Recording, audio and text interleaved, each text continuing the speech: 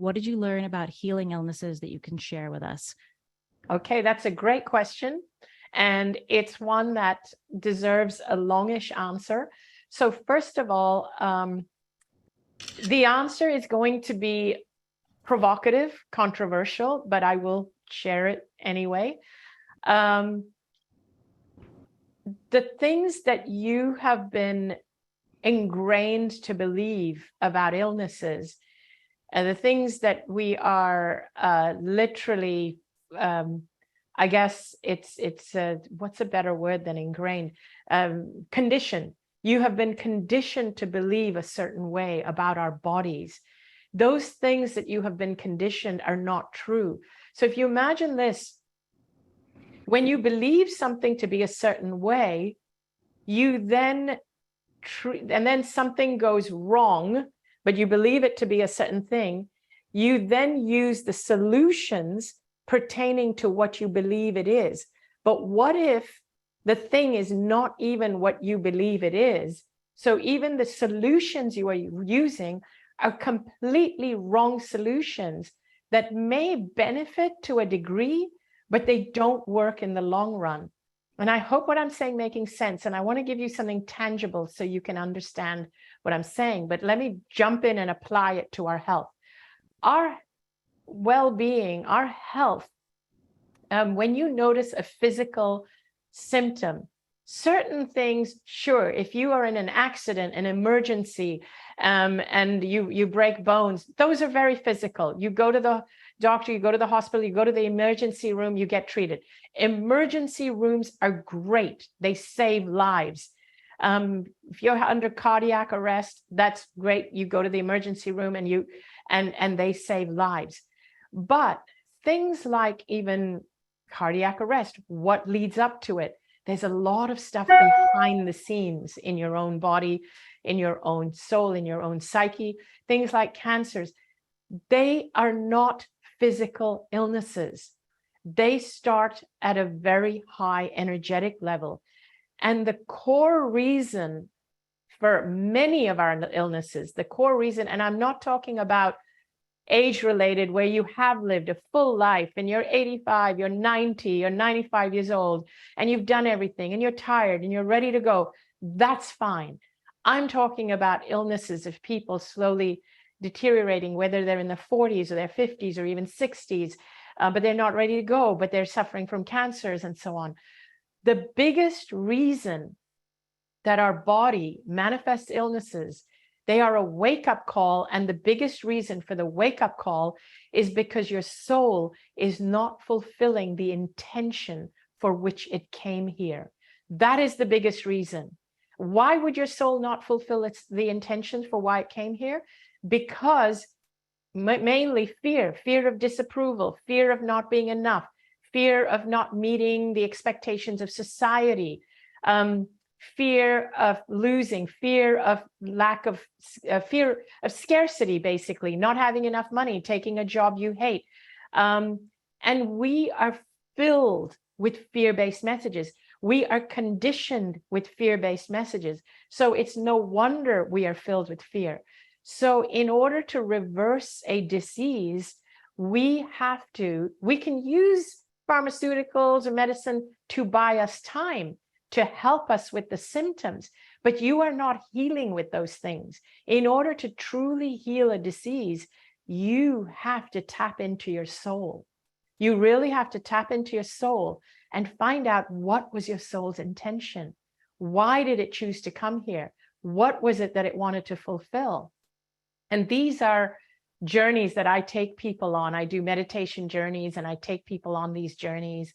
And we need to do them several times. And I do these at my retreats. You know, we go into deep journeys, and you want to go immersive if you're dealing with something that your body is doing. And the idea is to get you back on track and to do what your soul wants you to do. And I'm not saying you have to come on one of my journeys. You can do this for yourself. Once you know that, okay, the reason I'm having this illness is because I'm not following my purpose or my path, or the reason why my soul came here. Now, here are a couple of things that I want to tell you that can get in the way and that can derail you. One is when I was going through my illness, I had people telling me it's my karma. And so I had to do good work to erase my karma, or to reverse my karma. It's not your karma. It's not, you're not suffering because you've been a bad person. Absolutely not.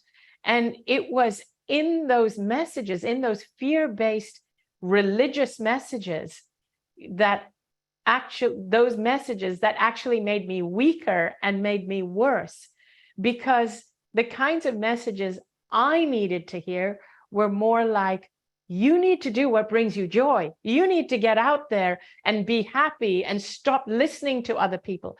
Whereas being told that this is your karma and you need to be better, you need to do more good, made me even more of a people pleaser and more of a doormat, when being a people pleaser and a doormat was the reason I lost myself and I lost my soul and I got sick in the first place. I actually needed the opposite message.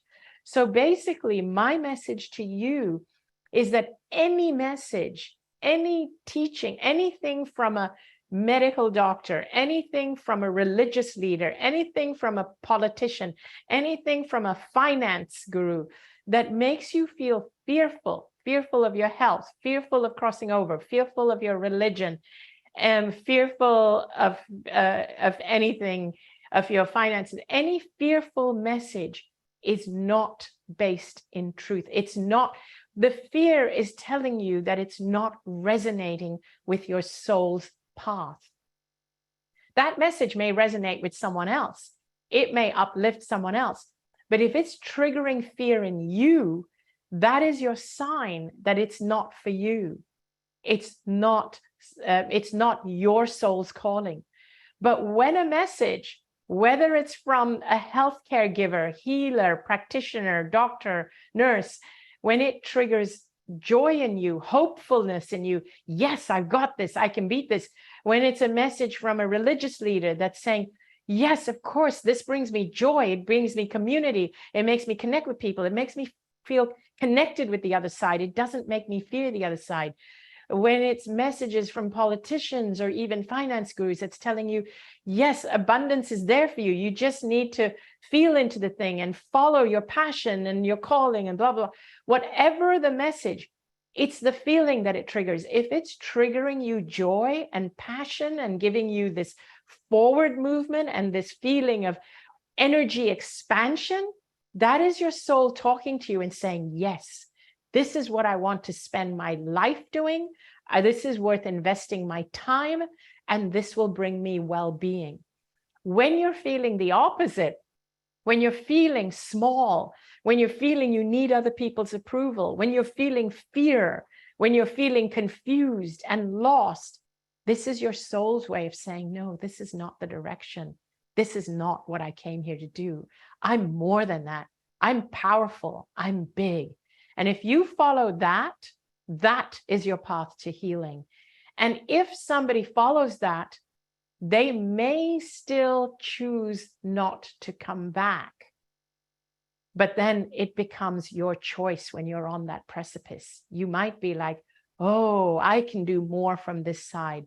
Just remember, if somebody chooses to do that, if one of your loved ones has chosen to cross over, they've done it from a place of love. It's not because they don't love you enough that they didn't choose to come back, but it's because they love you so much that they figured they could do more from the other side for you and all their loved ones.